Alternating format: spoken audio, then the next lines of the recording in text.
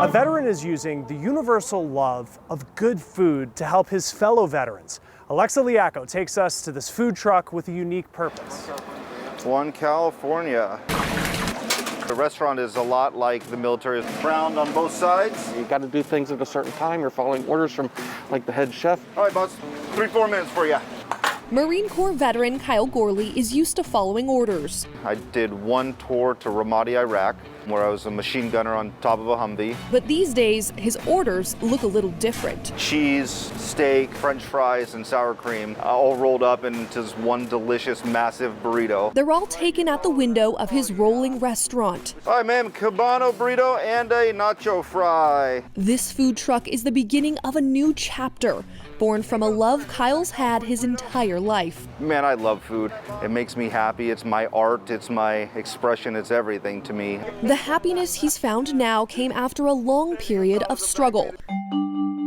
When Gorley was deployed, an explosion almost killed him. I peered over top of a Humvee and it was a IED and it blew me sideways. I broke my back in 5 places, my neck in 3, and had a brain injury, but thankfully I walked away with no scars. He spent 2 years healing, and even when he was physically ready to move on, Gorley realized the transition to civilian life couldn't happen overnight. I've had morning routine to evening routine every single day planned out for me, order after order after order, and that's been my life.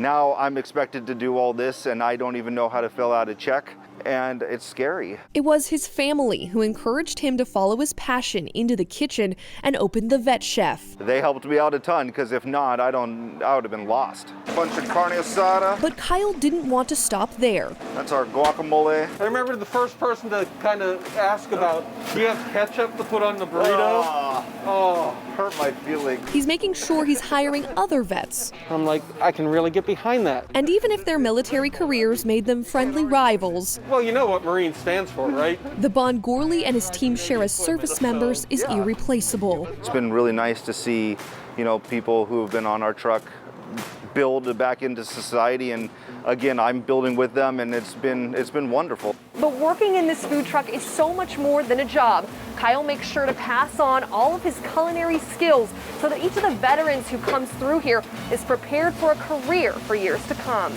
We learn a lot of skills in the military.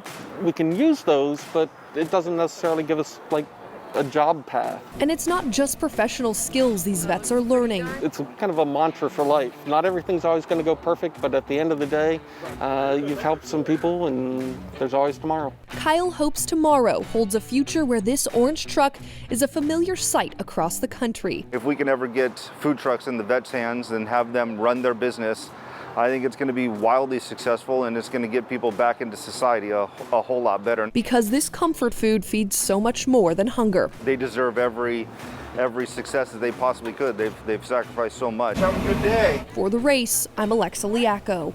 Thank you for joining us this week for our conversation about the challenges facing veterans in America. Next week, we're talking about mental health, the personal stories, and the help available for those who need it.